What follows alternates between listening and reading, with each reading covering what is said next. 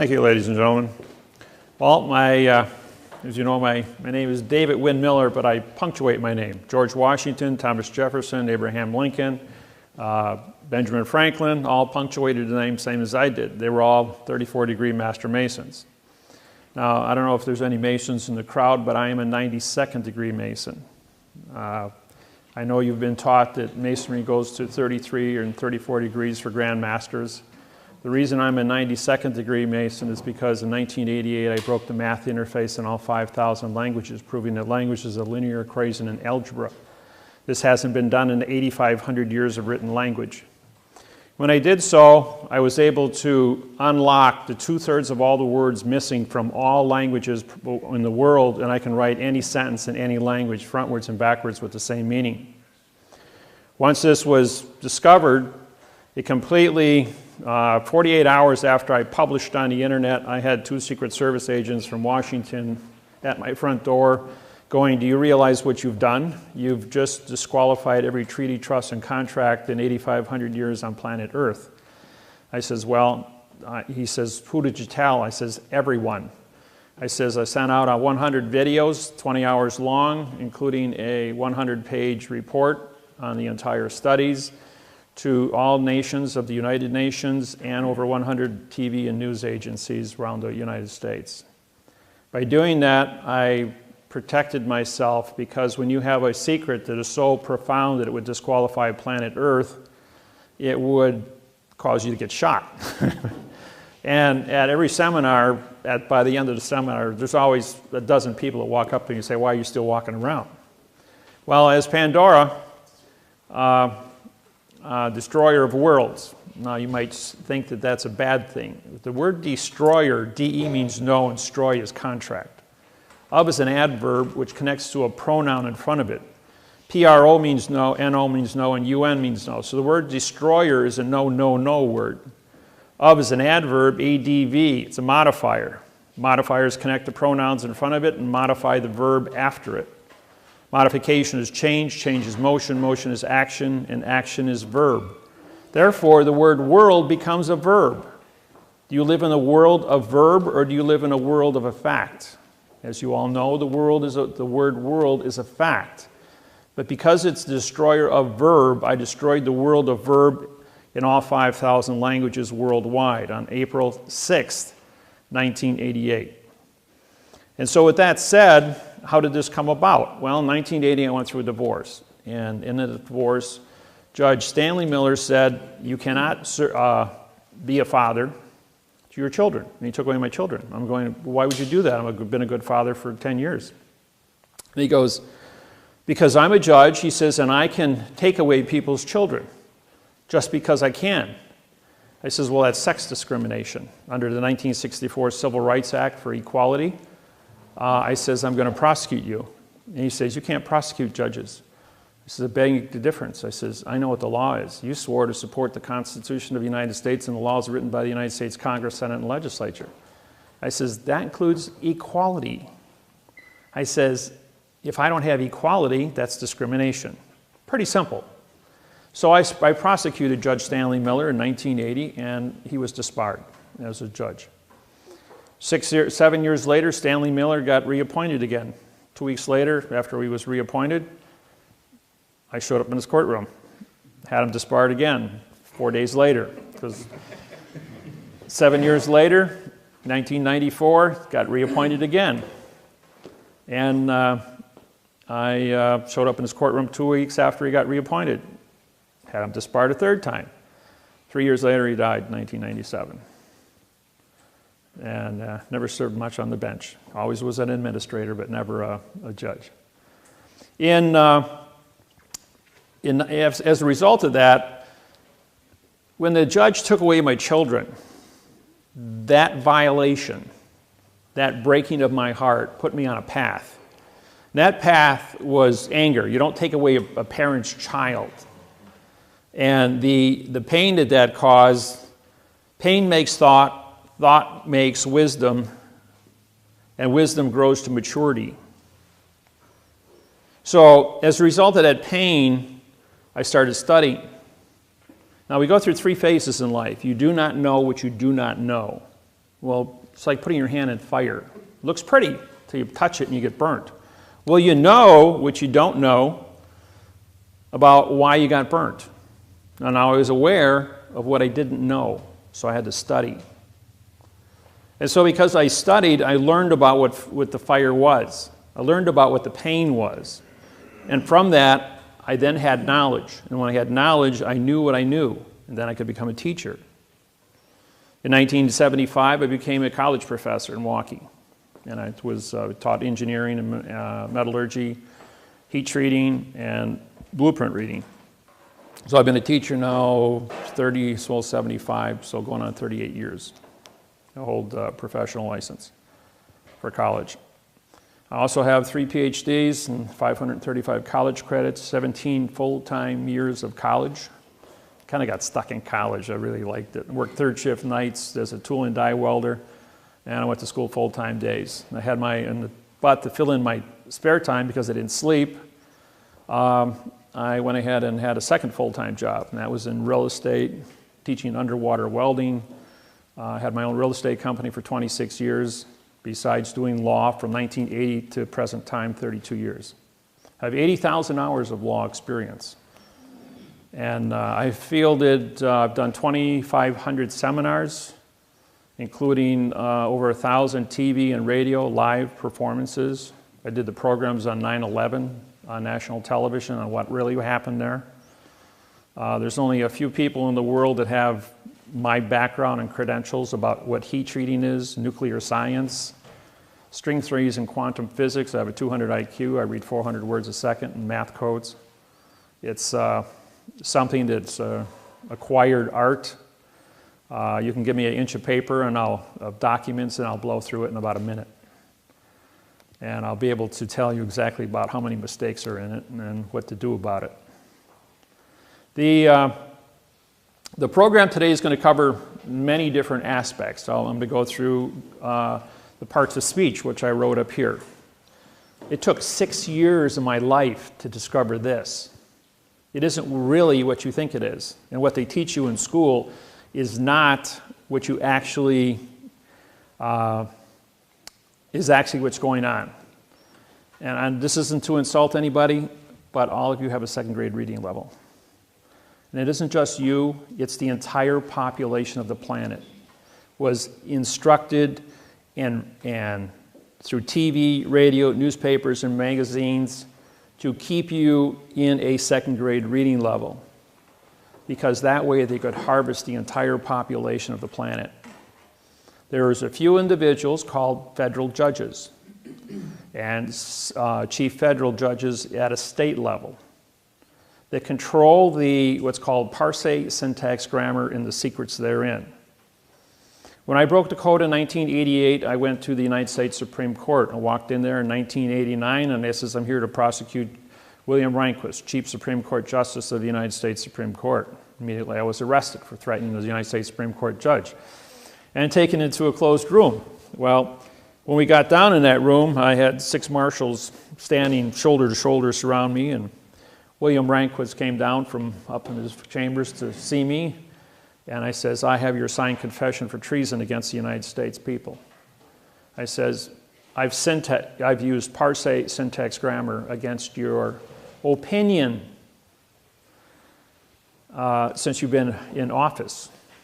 He says, okay guys, you can all leave now. Mr. Miller and I are going to sit in this closed room. You've already frisked him. He has no weapons. He doesn't seem to be of stature that can overpower me. And we're going to have a little discussion. So for the next 2.5 hours, William Rehnquist and I became very good friends. And until he died and I removed him from office in June of 2005, we were pretty good friends. I taught him syntax, the math interface on grammar, and he taught me all the secrets of the procedures of judges. But a lot of the things he taught me, he was in error of, because 2/3 of all the words were missing from the procedures by which he wanted to formulate answers. Now, believe it or not, we are all actors in a play that have been already written. All of you believe that you have a certain amount of choice to make in life. But the fact is, and I will do this later this afternoon when we get into some history programs, that we are on timetables that run on 7-year international, on domestic bankruptcies and 70-year international bankruptcies. These bankruptcies control the planet for the last 6,500 years in all countries. All countries worldwide are controlled by the post office. Not the courts, not the judges, not the kings and queens, but the postmasters of the world run the entire planet, have for 6,700 years. Going all the way back to Pharaoh, henceforth the Masons. Now, a lot of you we're in this room today. A room is a closed area, so therefore it's a court. I'm going to show you a dollar bill here, which you're all familiar with, and on the back of the dollar bill you have the eagle, right? Notice the eagle's wings are turned up. If you notice the eagle's wings here are turned down, that's because it's a phoenix. This is Vatican rule, banking. And the flag here has yellow fringe on it. And the yellow fringe flag changes the dimension of the flag. This is a maritime braid for commerce. The fringe changes the description of the flag. It's under Army Regulations 840-10, Chapter 2-6. Allows for fringe to be put on military flags for parades. But anything you put on top of the flag cancels the contract of what a flag is. So even though you think you're looking at a United States flag, United, UN means no, and ITE is citizen. A no citizens condition of state flag, controlled by Vatican banking. You're all under commerce. So who's the Vatican? They're postmasters. They work with Bern, Switzerland through the Universal Postal Union. On the 29th of September 2009, I did a seminar in Auckland, New Zealand. In that seminar, there were 90 Auckland tribal chiefs of the 1,200 tribal chiefs that live in New Zealand. I then made a statement that the post office since 1800 has never had a correct parsate, syntax, grammar, law, rule, regulation, or code in any language with any people on planet Earth. As a result of that, 72 hours later, 3 days, the United States Postal Service, which since 2000 has had a quantumized postal treaty with myself and Russell Gould, my business partner, two of us make corporate. On the 27th of August 1999, I sued the United States of America for the flag of the United States. I filed a new quantumized mathematical patent on the description of the flag of the United States, 1 to 1.9. And he used the correct grammar, called parsate syntax grammar. As a result of that, on August 12, 1999, I owned the patents to the flag of the United States of America. And on August 13th, all flags had yellow fringe put on it because they had to change the dimension of the flag.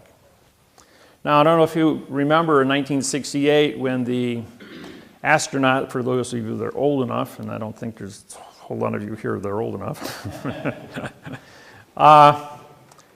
the astronaut stepped off his spacecraft into his footprints on the moon, turned around, looked at Earth, and says, "Oh, look at Earth is a vessel in a sea of space." With that one single sentence, Earth is a vessel in a sea of space. That's maritime. The entire world put yellow fringe on every flag in all 250 countries, in every courtroom, in church, and office, making everything on planet Earth maritime. Maritime is controlled by the DOT, Department of Transportation, which is controlled by the Postal Service worldwide, Bern, Switzerland. Bern, Switzerland was established on the 22nd of October, 1871 in Hawaii. It was the first city, first country as an independent nation to sign an international bankruptcy with Bern, Switzerland for 2 cents to transport cargo anywhere on planet Earth. And as a result of that, within a period of a year, all 250 countries for a 2-cent postage stamp signed up to give the post office authorization to transport vessels for a 2-cent postage stamp. Well, as you know, people were thinking of mail. Just send a letter. A letter is a vessel. Well, the word vessel includes cars, trains, planes, automobiles, overland stagecoaches, pony expresses, and human beings. And by doing so, they then captured all commerce on planet Earth by contract for a 2-cent postage stamp. A year later, it went up to a buck a letter. But they got their foot in the door, and that was all that was necessary. Somebody left a little tiny article sitting in a newspaper in January 8th, 1872, on a microfiche dish in Honolulu, Hawaii, in the Iolani Palace Museum Archives building. Hightower and I went into that building that day, and we wanted to look for a flag of Hawaii. And they said, we guarantee there is no information in this building from 1869 through 1875. And I'm going, no, why wouldn't there be anything? Hawaii's the center of the Pacific. Anything moving from east to west and west to east has to stop at Hawaii to get coal, C-O-A-L, for fuel, as everything ran on steam back then. So Hawaii then became the center of the entire Pacific Rim, hub to a wheel. Very, very important location. And by doing so, that started a series of events through the Universal Postal Union to capture the entire planet, throw the entire world into a postal zone. And this little tiny article, as it was put into place, was left there. Nobody thought anything of it. Well, we did find a flag on the newspaper. It had 8 stripes instead of 7. But there was also a little square 3 inches by 4 inches with the obituary. The obituary of the Portuguese Masonic eye, the French Masonic eye, the German scale, and the English scale. So now we had ordering all Masons in the Hawaiian Islands to come to Honolulu, Hawaii to pay homage to King Kamehameha V, who died on the 6th of December. I'm telling you the story because it is relevant to the beginning of the takeover of planet Earth. As a result of this, it takes a steamer 3 days to go from Honolulu out to Kona and Hilo and back again. So 3 plus 3 is 6. January 8th and 6th is January 14th. January 14th, all the Masons get together with the post office, Immigrations and Customs, the Supreme Court of Hawaii. Guess what building they're all in? They're all in the same building directly across from the Queen's Palace in Hawaii. Immigrations, Customs, the Lodge number 1 for the Masons, the Postmaster General of Hawaii, all in the same building. And they cut a treaty. The treaty says that there was, in 1848, a law was passed in Hawaii that if Hawaiians are dead or off the land for 20 years, the land is free for settlement. So they went ahead and the Masons signed this contract to take over the Hawaiian Islands. Now there's a law called the Rescissions Act. It goes all the way back to the Civil War. The Rescissions Act says that no law becomes legal for 3 days. And this 3-day notice, if you ever look at when contracts are signed, even when you all did your mortgages, either bought property or sold property, you couldn't pick up a check in your closing for 3 days. That's because of the Rescissions Act. That's Title 15, Section 1636 and 1639. Now, the Rescissions Act then went into effect on the 17th of January, 1872. Put a 20-year moratorium on it, and it's January 17th, 1893, when the United States took over the Hawaiian Islands. For those that don't know anything about the Hawaiian Islands, takeover. Except it wasn't the United States of America that took over the Hawaiian Islands. It was the military, and the military is controlled by the post office. It was the United States Postal Service that took over the Hawaiian Islands. Now, as a result of this takeover, the injustice that people were a victim of went out there and sued the state court. The state court says, we don't have jurisdiction. You're in the wrong place. So the Hawaiians then went to federal court. They walked into federal court, United States District Court, and the district court said, you're in the wrong place. We don't have jurisdiction over you. You're a sovereign people. So they went to the United States Supreme Court in Washington, D.C. United States Supreme Court, Washington, D.C., you're in the wrong place. You sued the wrong people. They're going like, all right, we're being victimized. They stole their land. Who's guilty? So from January 17th, 1893, all the way up until January 6, 2009, nobody knew who was guilty. As a result of that, because I'm a Mason, and I syntax Manly Hall's The Secret of All Nations with Masons throughout the history of this world for 8,500 years. I have the book. There's only 5 copies on planet Earth, and I own one of them. And when I syntax that book is 18 inches tall, 1 foot wide, and 2 inches thick. It's now 6 inches thick because of all the missing words were put back into it. It covers everything on the planet, every religion, the tarot cards, witchcraft, grammar, all the parts of speech, parse, how words come together. It's got all the secrets in it. But the secrets were only written in adverb-verb, not prepositional phrases. So when I rewrote it with the correct parse, syntax, grammar, I then had missing secrets. I did the same thing to the Quran for the Muslims, and I did it to the Bible, King James Bible.